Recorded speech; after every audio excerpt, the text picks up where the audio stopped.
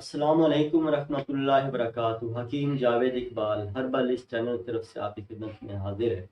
آج جس موضوع کے اوپر ہم نے بات کرنی ہے وہ ایسی خواتین کے متعلق جو کہ اولاد پیدا نہیں کر سکتی ہیں، جو کہ جن میں ایسے کئی عوامل ہوتے ہیں جن کی وجہ سے اللہ کی ذات ان کو اولاد نہیں دے رہی ہوتی۔ اگر وہ ان چیزوں کا خیال کر لیتی ہیں، اگر وہ ان چیزوں کا علاج کر لیتی ہیں تو اللہ تعالیٰ کی ذات ان کو بھی صاحب اولاد کر سکتا ہے۔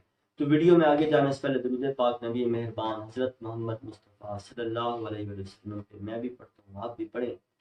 اللہم صلی علی محمد عبدک و رسولک و صلی علی جمیع المؤمنین والمؤمنات والمسلمین والمسلمات۔ تو جیسا کہ آج کا ویڈیو کا عنوان خواتین کے متعلق ہے کہ ایسی خواتین جو کہ پریگننٹ نہیں ہو رہی ہوتی ہیں، جن کو حمل نہیں ٹھہر رہا ہوتا، ان میں کچھ ایسے ایشوز ہوتے ہیں، کچھ ایسی پرابلمز ہوتی ہیں جن کا اگر علاج کر لیا جائے، جن کا تدارک کر دیا جائے تو انشاءاللہ وہ صاحب اولاد ہو سکتی ہے۔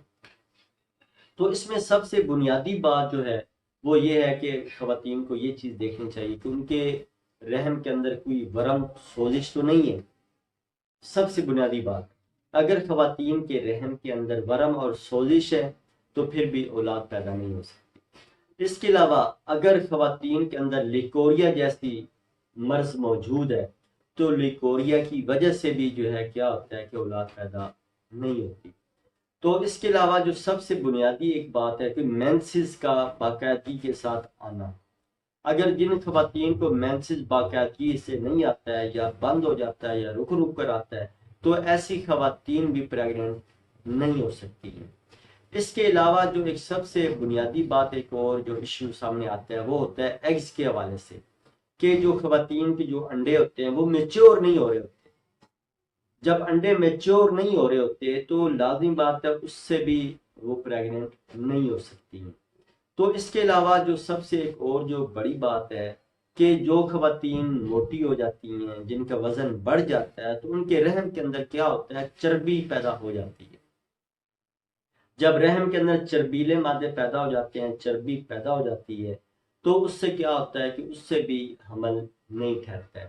بعض دفعہ ایک اور جو چیز دیکھنے میں ملتی ہے، یہ میں تمام چیزیں اس لیے بیان کر رہا ہوں کہ جو خواتین جن کو اولاد نہیں ہو رہی ہے تو وہ ان تمام چیزوں کو مد نظر رکھیں، ان تمام چیزوں کے بارے میں ڈسکس کریں اپنے معالج کے ساتھ کہ ہمیں کچھ ایسی پرابلمز تو نہیں ہیں۔ اگر ان کو ایسی کچھ پرابلمز ہیں تو وہ ان کا علاج کروائیں، انشاءاللہ وہ صاحب اولاد ہو جائیں گے۔ اس کے علاوہ ایک اور جو چیز میں آپ کو بتانا چاہتا ہوں کہ بعض دفعہ خواتین کے رحم کے اندر تیزابی مادے زیادہ پیدا ہونا شروع ہو جاتے ہیں۔ تو جو ہی میاں بیوی آپس میں ملتے ہیں تو منی جب اندر ٹرانسفر ہوتی ہے، سپرم اندر ٹرانسفر ہوتے ہیں تو اندر کیونکہ تیزابی مادے اتنی تیزی کے ساتھ حملہ آور ہوتے ہیں کہ وہ سپرمز کو وہیں طور پہ وہیں جو ہے ان کو مار دیتی ہے۔